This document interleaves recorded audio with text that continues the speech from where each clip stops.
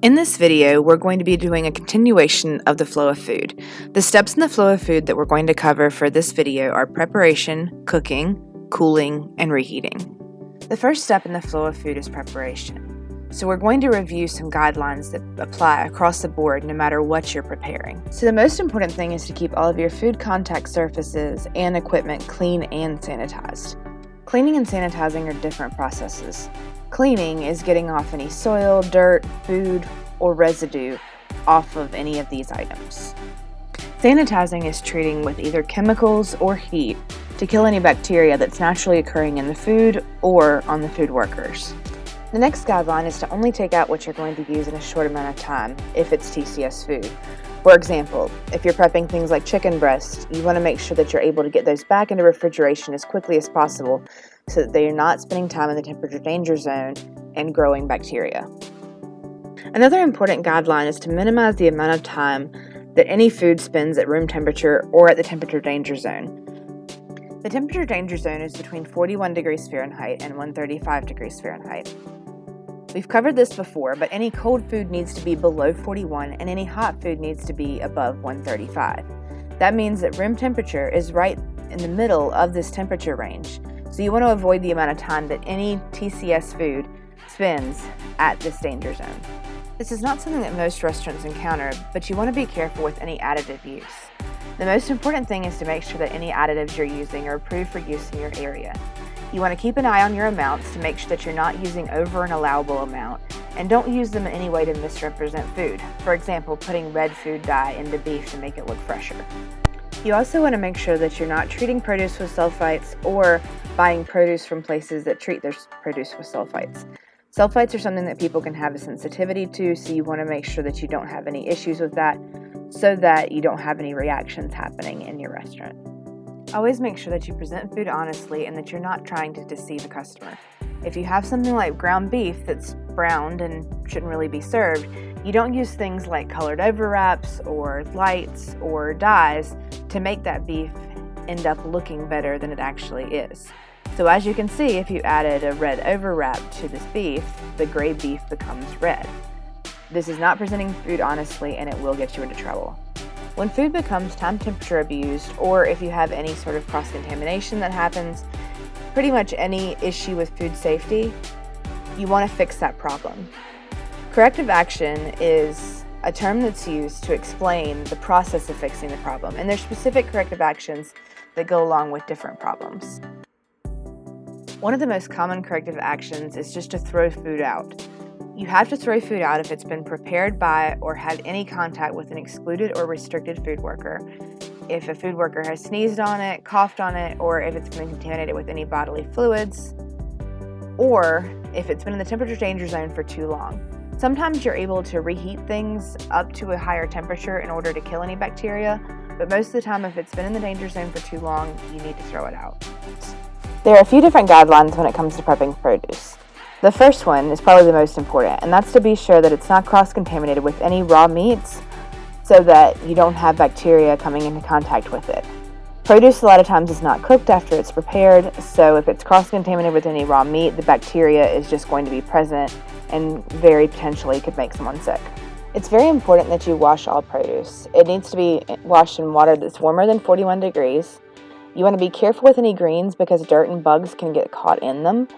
And if you're using any cleaning solutions, make sure that they're approved for use in your area.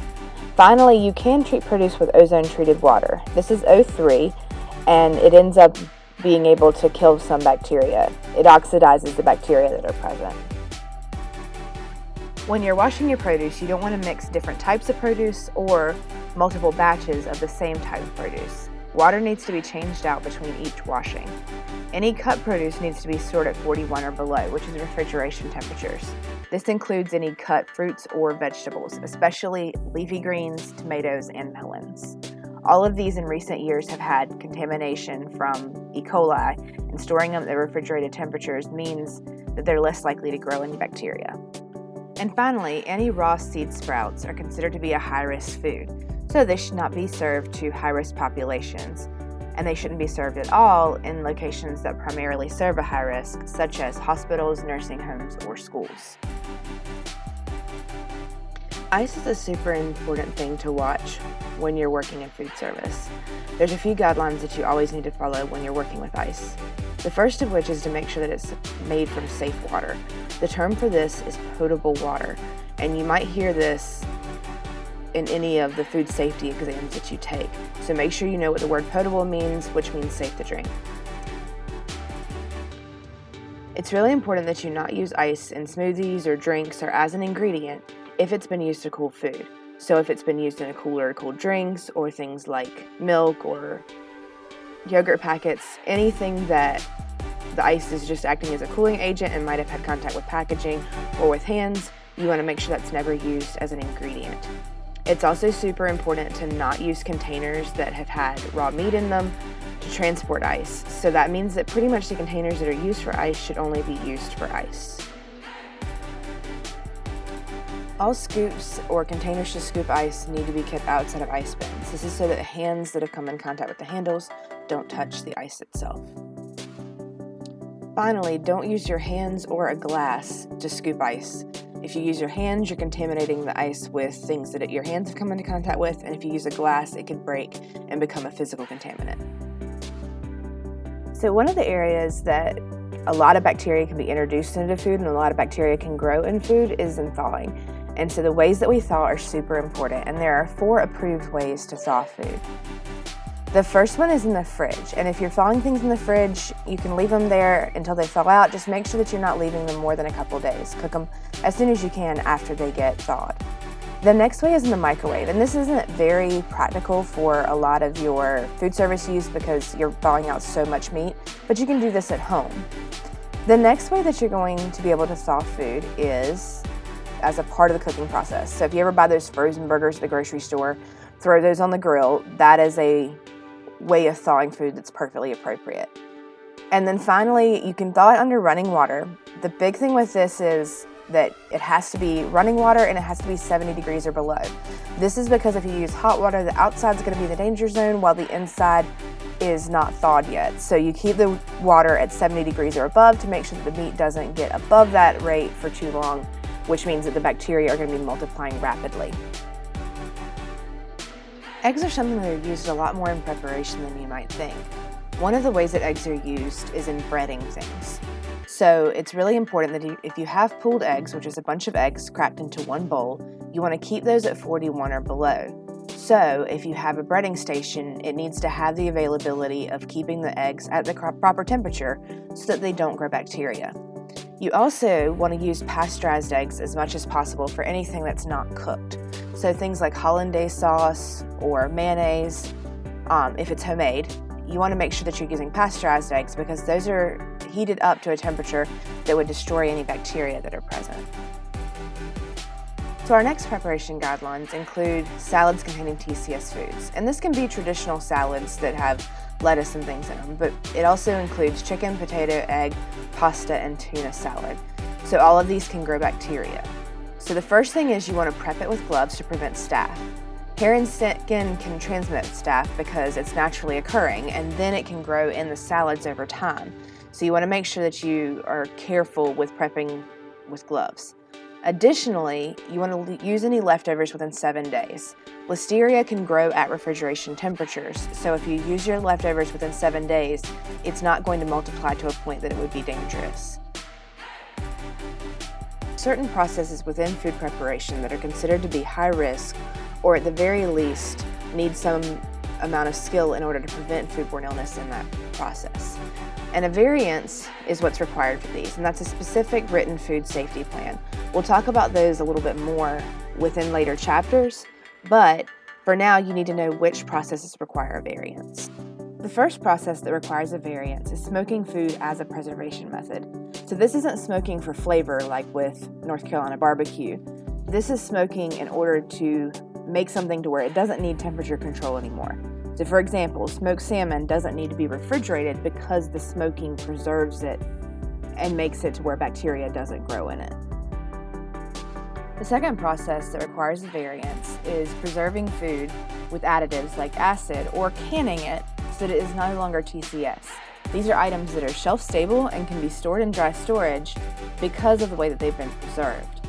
It's also really important to make sure that these processes are done correctly, because if they're not, you're at a higher risk of Clostridium botulinum or botulism because there's no air present in the jars. Because of the increased risk, you can't use home canned items in any food service operation. They have to be prepared in specific kitchens by people who are certified so that you aren't risking making people ill. The third preparation method that requires a variance is packing juice without pasteurization. So this is a juice that has not been heat treated to kill any bacteria. This process is becoming more and more popular as juicing is becoming more popular. But a way around this is to have a consumer advisory label, or a label that warns people that this particular item is at a higher risk of foodborne illness. The fourth process that requires a variance is curing food. This is things like bacon and ham that can be preserved by adding chemicals, through drying, or through salting. This makes the item to where it lasts longer, and so it's considered a method of preservation. If you're curing just for flavor, then this doesn't count in this category. The fifth process that requires a variance is processing game for individuals. So this is where people will bring deer that they've shot or other types of game, and then you process it for them to use later on. It can introduce a lot of foodborne illness, and game is more susceptible to things like parasites. So it's very important that you follow food safety guidelines carefully. Therefore, this requires a food safety plan that's written out. Sixth process that requires a variance is vacuum packing food. This can also be known as reduced oxygen packaging. This, like the canning and pickling, it puts you at higher risk for Clostridium botulinum. So you have to be very careful in the ways that you process things and make sure that none of your food is time temperature abused. The next process that requires a variance is sprouting your own seeds or beans. And this involves putting seeds or beans into water and they sprout a little bit. It's said to release more nutrients in the food and can be healthier, but it also has a higher risk of foodborne illness. This means that you can't serve these in locations that primarily serve a high risk, but you are not required to have a variance if you're just selling them, only if you're sprouting them yourself. The final process that requires a variance is offering live shellfish in a tank, and you'll see this sometimes in restaurants and sometimes in grocery stores. Each of those places is going to need to have a written food safety plan. The next step in the flow of food we're going to review is cooking. And cooking is extremely important because it's one of the ways that we prevent foodborne illness. The reason for that is that cooking destroys bacteria that are naturally present in many different foods.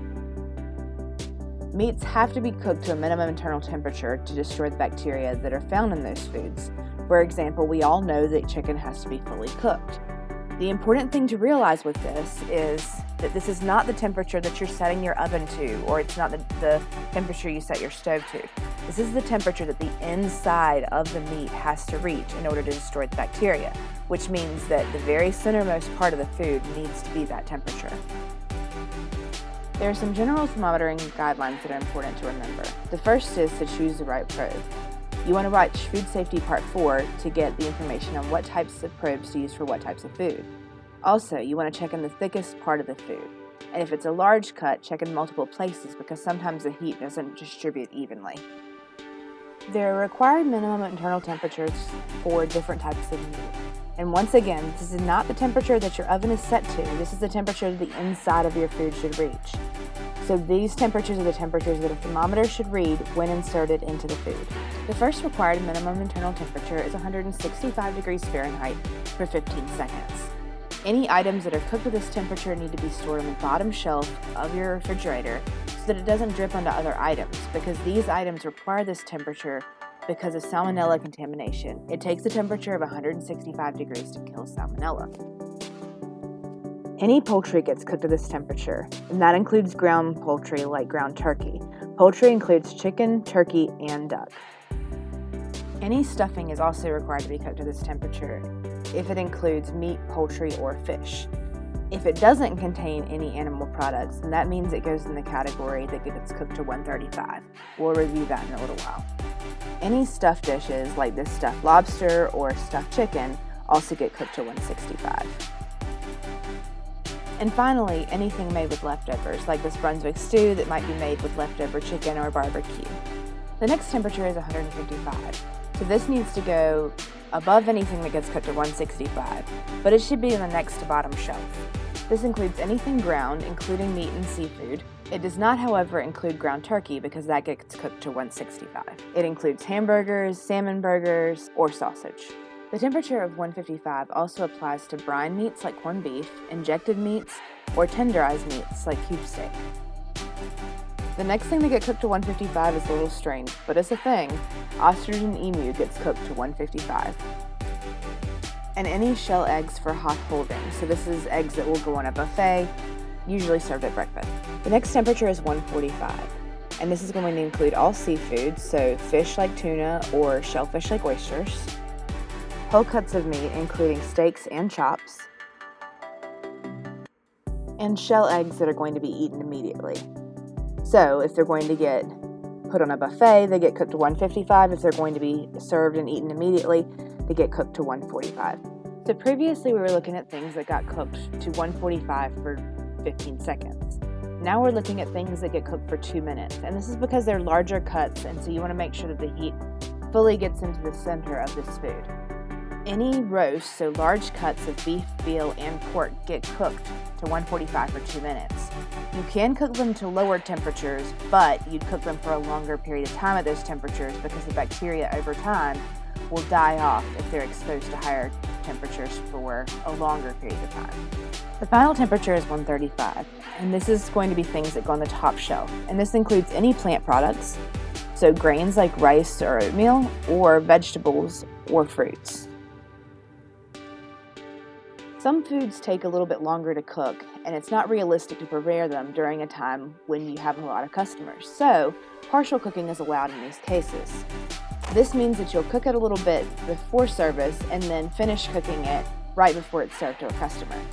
The first cooking shouldn't be more than an hour. After that cooking, it needs to be cooled very quickly and can be stored in the refrigerator or the freezer at or below 41 degrees. It has to be cooked at the correct internal temperature for that food, so for example chicken to 165, and then you cool it very quickly if it's not served immediately. If local authorities require, make sure that you have documentation available for them to view on how your process is followed. Some foods like steak, eggs, and certain fish, and others, are served undercooked or raw in order to bring out certain flavor profiles. In these cases, the customer takes the risk on themselves. So with these foods, and you've probably seen them before, you'll see consumer advisories posted on the menu or table tents. These are required to let customers know that there is a risk associated with consuming these foods in their raw and undercooked state. There are some guidelines associated with this. You need to add an asterisk with a footnote on any of the menu items that you have. You need to tell the customers of the risk, and you can put this on menu signs or table tents. If you serve mainly those of high risk, such as hospitals, nursing homes, or schools, this is not an option in your establishment, so don't offer these on children's or senior menus. Cooling is the next step within the flow of food, and there's some important things to remember when cooling food down, especially because in food service you're cooling such large amounts. Cooling can be done in a two-stage cooling method. The first step in this method is to cool the food from 135 or above to 70 degrees within 2 hours. This is going to minimize the amount of time that it's in the most dangerous range in which bacteria grow the most quickly. Then you're going to cool it from 70 degrees to 41 or below in any remaining time up to a total time of 6 hours. The amount of time it takes to cool cannot exceed 6 hours, and if it does, you may need a corrective action of bringing it back up to 165 degrees, and then you bring it back down to the cooling temperatures in the correct amount of time. There are some general cooling guidelines that everyone needs to follow. The first thing is that thick and dense foods, like thick soups or things like roast, take longer to cool. You want to break those items into smaller sizes or smaller containers if possible to speed up cooling. Metal is going to cool faster than plastic, so stainless steel containers are going to cool things off much quicker than plastic because the plastic insulates those items. Divide everything into smaller containers if possible, and then don't cool large amounts of food in a cooler. This can raise the temperature of the cooler, putting all the food in the cooler in danger of being in the temperature danger zone. The correct ways to cool food are, you can put the container in an ice water bath in the sink and stir it. You can use a blast chiller, but these have a tendency to be very expensive. There are things called ice paddles that you fill with ice and water and then stir whatever you're trying to cool down. This works really well for things like soups. You can also add ice or cold water at the end of cooking. So what you might do is make a soup that was condensed and then cool it down at the end of the process by adding in ice or cold water so that you can put it directly into the cooler. If you're cooling in the cooler or refrigerator, you can loosely cover the item and that lets heat escape, or you can put vents in it. It's always really important when cooling though to store everything on the top shelf to prevent contamination. All of these items are considered to be ready to eat, and if you don't reheat them up to 165, then they can be in a lot of danger if you don't store them on the top shelf. Reheating is the final category we're going to talk about, and there's not a whole lot here. One of the most important things to remember is if it's going to be served immediately, it doesn't really matter what temperature you're reheating it to. Because you've taken proper care in the earlier stages, it doesn't make any difference. If you're holding it for service, it has to reach 165 within 2 hours. This is going to reduce any risk of bacterial growth and kill any bacteria that might be lingering from early processes.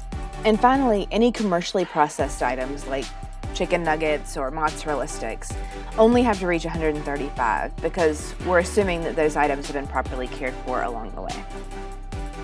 Thank you for joining us on this review of preparation, cooking, cooling, and reheating. We'll see you next time.